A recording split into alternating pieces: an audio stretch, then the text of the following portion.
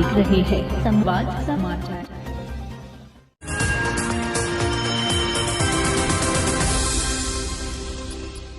YouTube पर जाकर channel को सब्सक्राइब करें, लाइक करें और खबर को अधिक से अधिक शेयर करें और बेल दबाएं।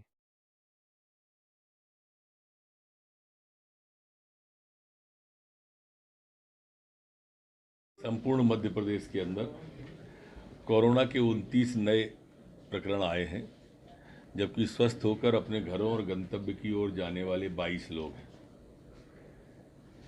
संपूर्ण प्रदेश के अंदर जो एक्टिव केस अब हैं वो 235 एक्टिव केस प्रदेश के अंदर वर्तमान में प्रचलन में है। सैंपल जो लिया गया है पिछले 24 घंटे में 4,689 लोगों का सैंपल लिया गया है। प्रदेश के अंदर जो संक्रमण दर वर्तमान में है वो 0.62 है, जबकि रिकवरी की दर हमारी स्थिर 98.7 बनी हुई है। पुलिसकर्मी कोई भी संक्रमित नहीं है, निरंक है, न एक्टिव है, न वर्तमान में संक्रमित है। पिछले 24 घंटे में जो वैक्सीनेशन हुआ है वो 563 लोगों का वैक्सीनेशन हुआ है।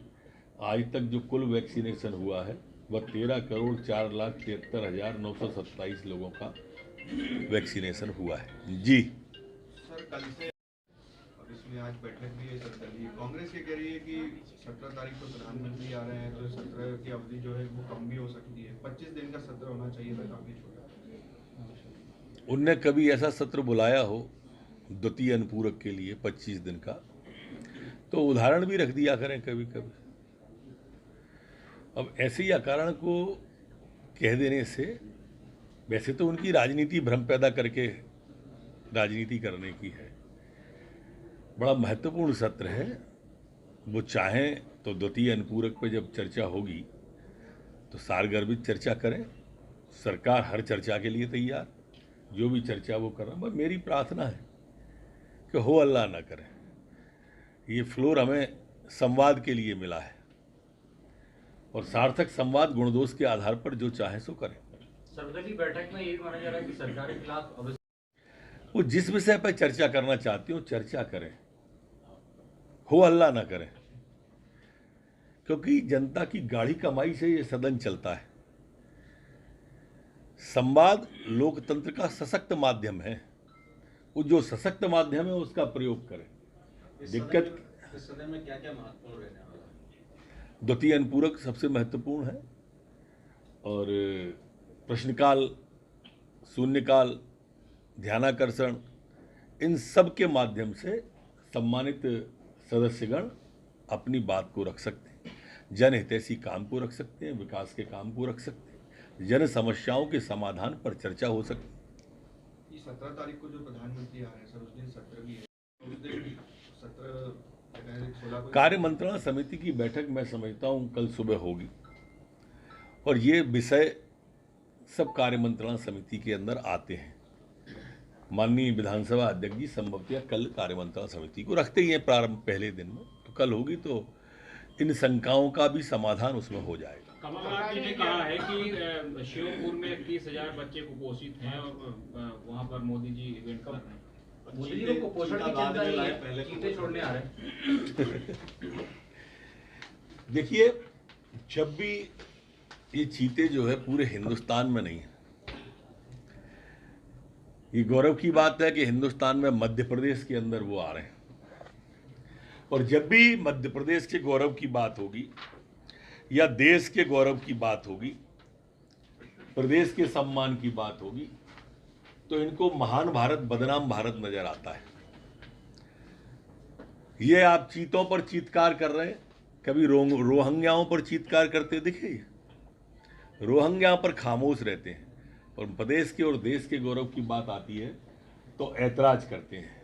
चीते पे चिड़काई की है, समझ में नहीं आ रही। कमलनाथ जी कह रहे हैं कि सिंधी समाज के लिए किया होगा। देखो, वो हर एक के बारे में यही कहेंगे, उनका एक रटा हुआ स्लोगन है, सुई वहां फंस गई है। आप किसान की बात करोगे तो कहेंगे, वो नौजवान की बात करोगे तो कहेंगे, और समाजों की बात करोगे तो कहेंगे।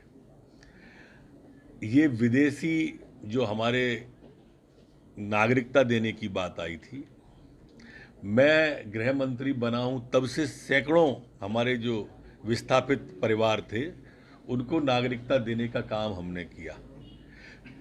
कभी कांग्रेस ने क्यों नहीं किया? वो 15 महीने में इन 15 लोगों को दिए क्या? फिर आप सिंधी समाज में जाते और फिर कहते सर्वोच्च पदों पर भारतीय जनता पार्टी में उस समाज के लोग रहे हैं, इन्होंने कभी ऐसा पद दिया क्या? देखो, इस तरह की बातें, मैंने कहा ना, सिर्फ भ्रम पैदा करके राजनीति करना बची है। टीवी और ट्विटर पे बचे हैं ये लोग। सर, कमलनाथ कह रहे हैं कि डीएनए जयस के डीएनए अपने इंडिपेंडेंट कैंडिडेट बता देंगे, और ये भी कह रही है कि हमारी जो दरवाजा है वो हर पार्टी के लिए हमेशा खुले हुए हैं। जो कांग्रेस से विधायक हैं हीरालाल अलावा, वो संरक्षक भी कह रहे हैं 2023 में सभी सीटों पर हम लोग चुनाव लड़ेंगे।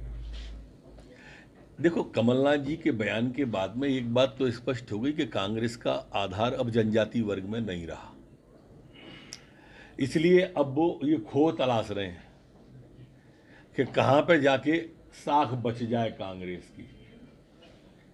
जहां तक सवाल सम्मानित बाकी के अन्य दलों का है, कमलनाथ आज पूरे प्रदेश में कांग्रेस को लड़ाने की स्थिति में नहीं बचे।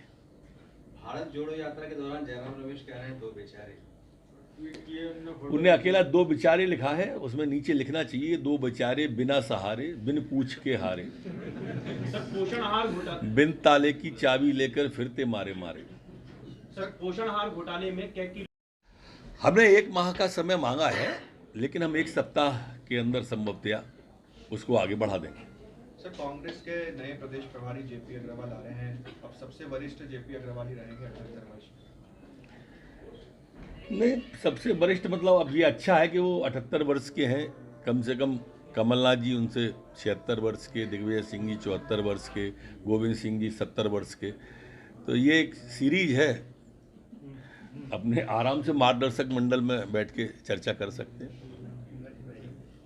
बस सर, मैं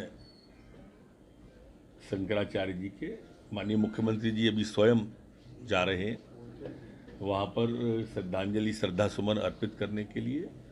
हिंदू धर्म की ध्वजा पताका को लेकर एक लंबा कालखंड सर्वोच्च पद पर विराजमान होकर उन्होंने समाज को दिशा दी, धर्म को दिशा दी, आध्यात्म को दिशा दी। उनके चरणों में जितना नमन, और ईश्वर से, परमपिता परमात्मा से प्रार्थना कि वो उन्हें अपने चरणों में स्थान दे। सर, बीजेपी के प्रवक्ता शर्मा जी भी नहीं रहे। ओजस्वी वक्ता और तेजस्वी व्यक्तित्व का धनी था उमेश, और सारगर्भित चर्चाओं में कभी कभी हम उनसे सीखते थे। काल इतना क्रूर हो सकता है, ये कल्पना नहीं थी। कराल काल के गाल में वो ऐसे समा जाएंगे, ये भी कल्पना नहीं थी।